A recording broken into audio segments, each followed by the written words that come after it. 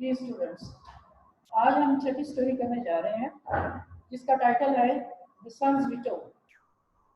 सन SON, जैसे आप सन लिखते हैं और ऊपर एपोस्ट्रोफी है, एस लिखा हुआ है साथ, सन्स विटो, VETO, सन्स विटो। और ये स्टोरी जो है ये थॉमस हार्डी ने लिखी है। अब इसका मतलब क्या बनता है, टाइटल की बात पहले करते हैं कि सन्स विटो का मतलब क्या बनता है। सन का मतलब बेटा होता है और जो विटो होता है इसका मतलब होता है वोट। जिस तरह हम वोट कास्ट करते हैं किसी की मतलब ओपिनियन, राय। तो ओवरऑल इसका तर्जुमा जो स्टोरी का बन रहा है वो बन रहा है बेटे की राय। अच्छा, ये बेटे की राय कैसे साबित होगी, ये जब हम स्टोरी इसकी सारी पढ़ेंगे, आपको जब सारी स्टोरी क्लियर होगी तब ये भी बात क्लियर हो जाएगी कि बेटे की राय से क्या मुराद है थॉमस हार्डी। इसमें सबसे पहले कैरेक्टर को डिस्कस कर लेते हैं कि इसमें कैरेक्टर कौन कौन से हैं। इसमें एक मेन कैरेक्टर जो है वो है Sophie, SOPHY, Sophie. Female main character है ये सोफी। और दूसरा इसमें कैरेक्टर है सैम, SAM, सैम। और तीसरा इसमें कैरेक्टर है रेंडोल्फ, RANDOLPH, रेंडोल्फ। और इसमें चौथा जो कैरेक्टर है वो इसमें है reverend Twycott, REVEREND, reverend, TWYCOTT, Twycott, reverend Twycott. ये चार इसमें मेन कैरेक्टर्स हैं। अब इन चारों के दरमियान स्टोरी कहाँ से शुरू होती है, जहाँ से अब ये स्टोरी शुरू होती है वहाँ पे सोफी जो कि फीमेल मेन कैरेक्टर है वो रेवरेंड टाइकॉट के यहाँ एक हाउस वर्कर के तौर पे काम कर रही है, यानी कि वहाँ पे ये सर्वेंट हाउस सर्वेंट होती है, वहाँ पे ये काम कर रही होती है। और एक बात क्लियर करता जाऊँ, इसमें जो दो कैरेक्टर हैं वो लोअर क्लास से बिलोंग करते हैं और बाकी जो दो कैरेक्टर हैं वो अपर मिडिल क्लास से बिलोंग करते हैं।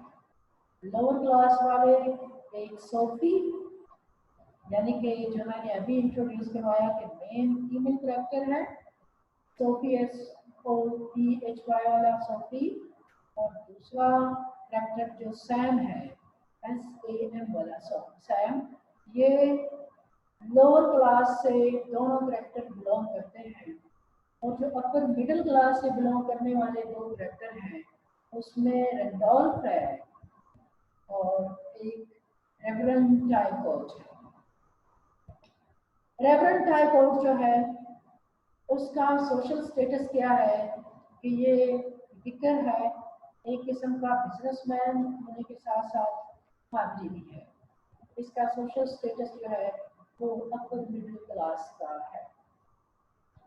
अब स्टोरी जहाँ से शुरू होती है वहाँ पे सोफी इसके घर एक एज आ हाउस वर्कर है, सर्वेंट है, नौकरानी है, इसके यहाँ काम कर रही है। रेवरेंड टाइकॉट पहले शादीशुदा है और इसकी जो वाइफ है उसकी अब डेथ हो जाती है। जब डेथ हो जाती है तो he is much inspired by the services of Sophie, जो कि हाउस सर्वेंट इसके यहाँ है, उससे ये बहुत मुतासर होता है।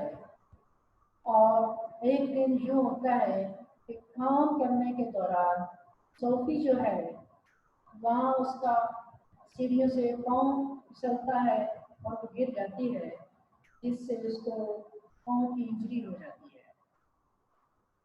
जैसे ही पाँव की इंजरी हो जाती है तो रेवरेंड टाइकॉट की सिंपथीज जो है वो सोफी के लिए थोड़ी सी बढ़ जाती है, उसका प्यार रखना शुरू कर देता है। और इसी तरह ख्याल रखते रखते वो उसको एक दिन शादी के लिए प्रपोज कर देता है।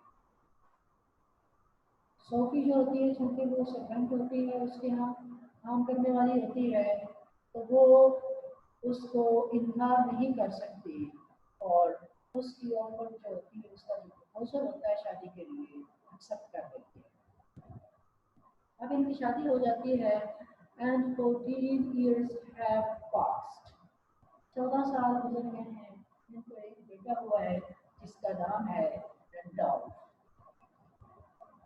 ये जो मैंने आपको बताया था कि दूसरा एक मिडिल क्लास से बिलोंग करने वाला जो लड़का है वो है रेंडॉल्फ। उन्हीं का बेटा होता है, किसका बेटा होता है? रेवरेंड थायगोथ का और सोफी का। अब इस बात को नहीं भूलना कि सोफी जो है ये उनकी सर्वेंट थी, उसकी रेवरेंड थायगोथ की, और रेवरेंड थायगोथ एक बिजनेसमैन, एक बातचीत था। ठीक है, अब इनका बेटा जो है 14 साल हो गए हैं, अब ये ऑक्सफोर्ड टाइप स्कूल जो है वहाँ से ये पढ़ा लिखा है और उसका जो लहजा है, उसकी जो क्वालिफिकेशन है वो अच्छी खासी है और अच्छी खासी इंग्लिश वो लेता है।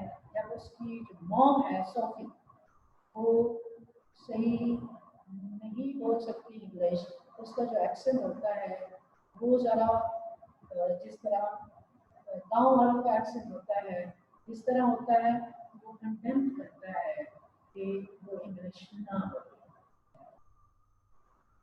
रेंडॉल्फ अपनी माँ इंग्लिश बोलने पे पाबंदी लगाता है, उसे इंग्लिश नहीं बोलनी चाहिए जब उसे इंग्लिश नहीं आती।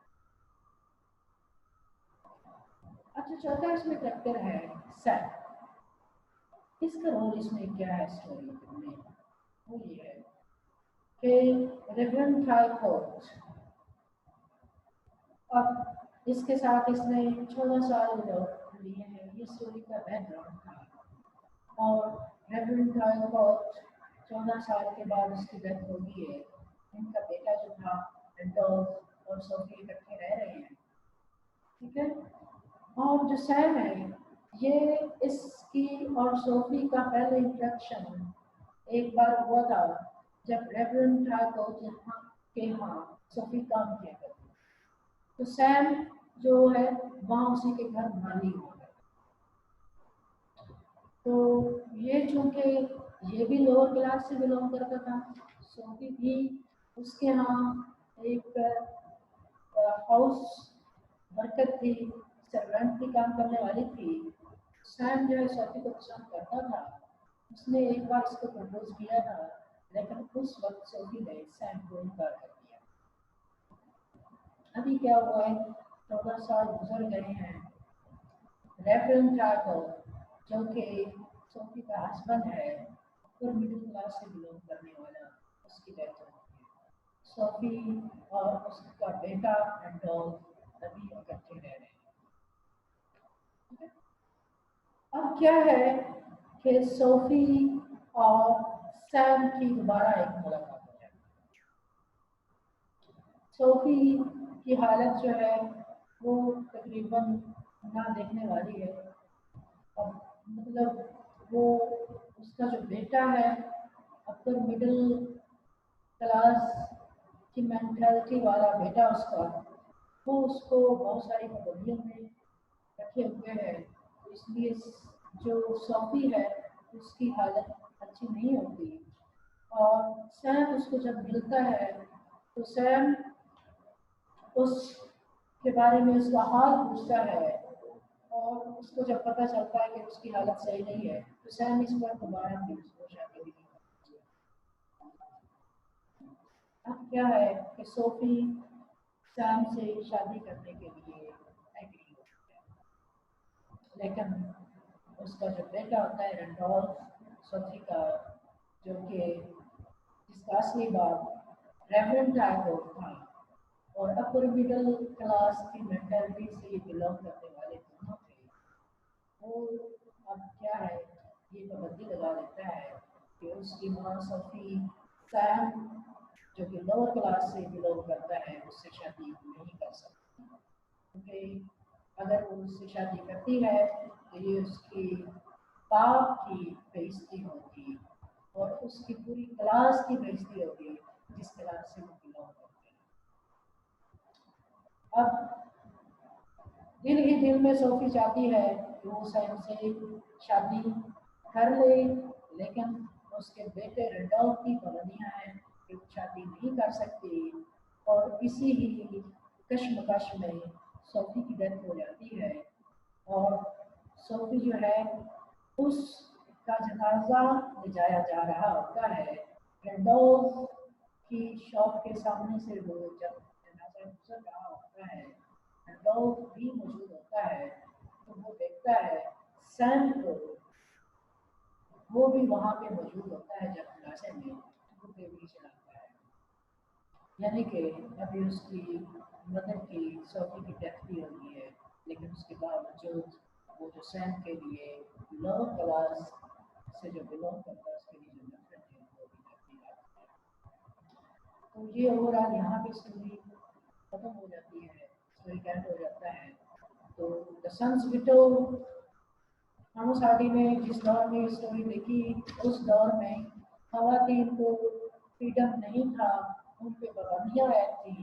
तो वो थीम देने की इसने कोशिश की थॉमस हार्डी ने कि उसमें जो सन्स विडो को जो बीविंग बेटे की थी वो वहाँ पे गायब रही उस वक्त, उस क्लास में भी, उस दौर की उस क्लास में भी, और उससे माँ की डेथ होगी, लेकिन जो बेटे की ओपिनियन है, उसका जो वोट है, वो उसकी ओपिनियन को नहीं बदला।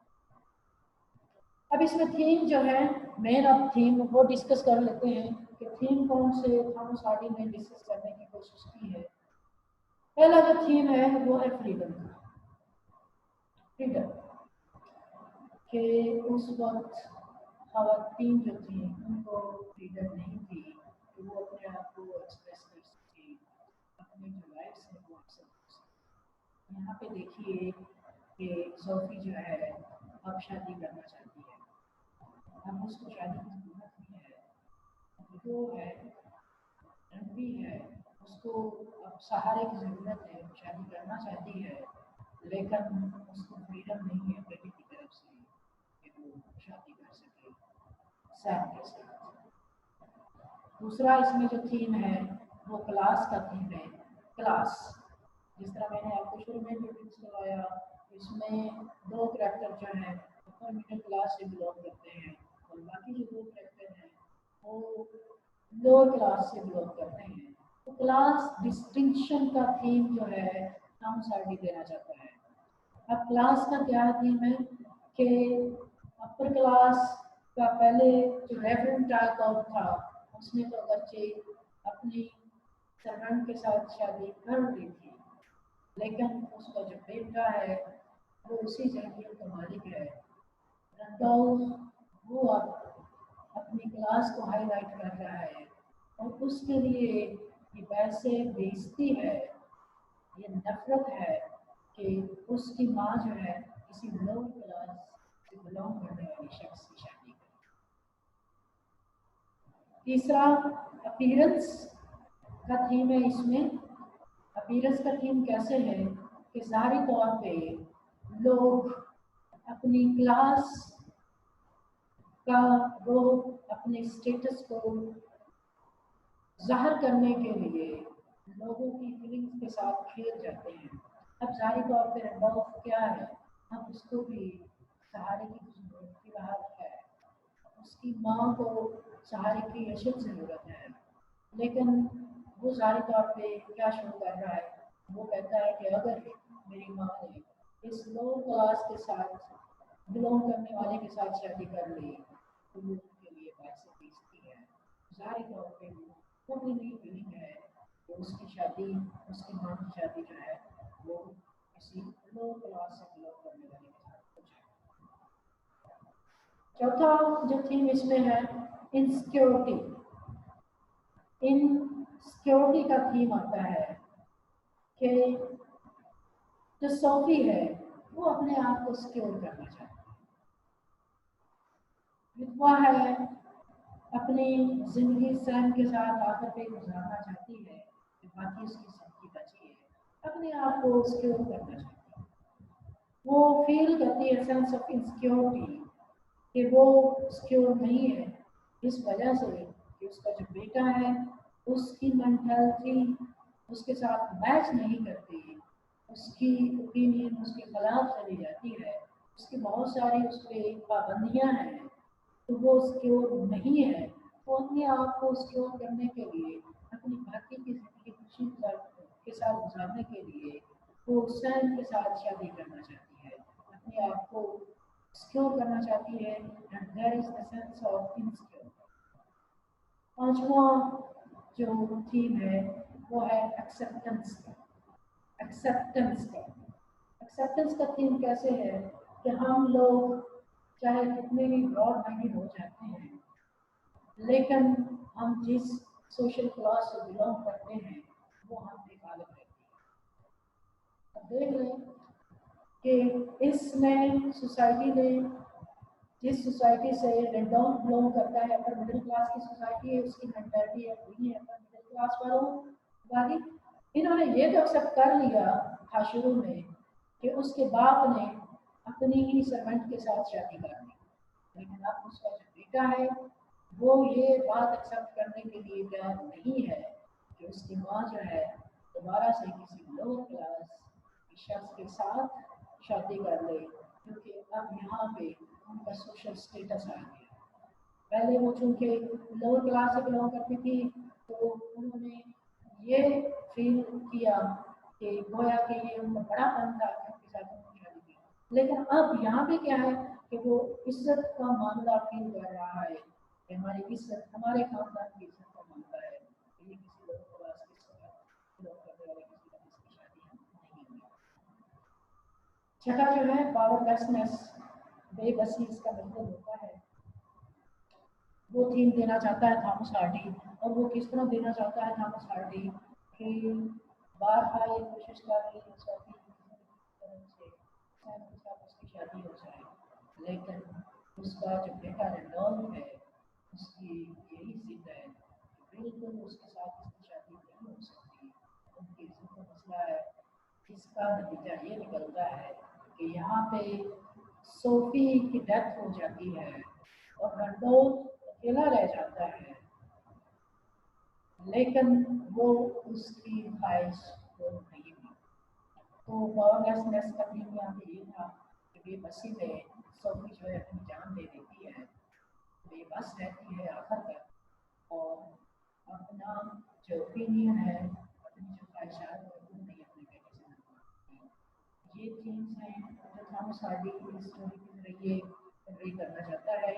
आप लोगों के इस स्टोरी के हवाले से, मेन कैरेक्टर के हवाले से, सेटिंग के हवाले से, थीम्स के हवाले से, प्लॉट के हवाले से कंसेप्ट क्लियर होने चाहिए कि अगर आया कि एमसीक्यूज वाले क्वेश्चन आते हैं ताकि ये कंसेप्चुअल स्टडी आपकी हो, आपके कंसेप्ट सारे के सारे क्लियर हों और स्टोरी के प्लॉट का आपको सारा पता हो, राइटर क्या थीम कन्वे करना चाहता है, उसका ऑब्जेक्टिव क्या था, पर्पस क्या था इस स्टोरी लिखने का, उन सारी चीज़ों के बारे में पता होना चाहिए।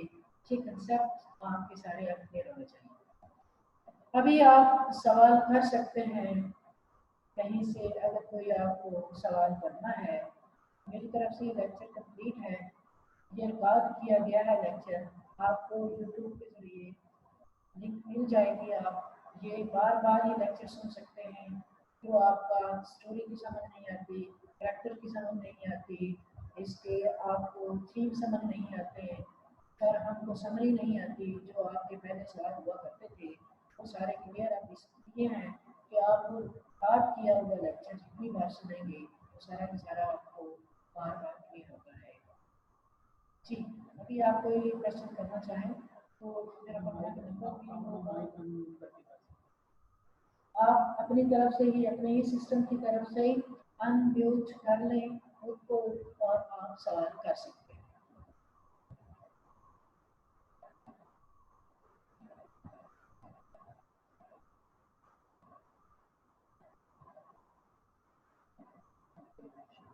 सर जी समझ ही नहीं आई लेक्चर की, कोई आवाज ही नहीं आई आपकी। ओके, तो ठीक है, मीटिंग एंड करते हैं अब, और ये रिकॉर्ड किया गया लेक्चर पढ़ा होगा, आपको मिल जाएगा। उसके बाद आप कैसे कॉन्टैक्ट कर सकते हैं, कोई कहीं पे कंफ्यूजन अल्लाह हाफिज।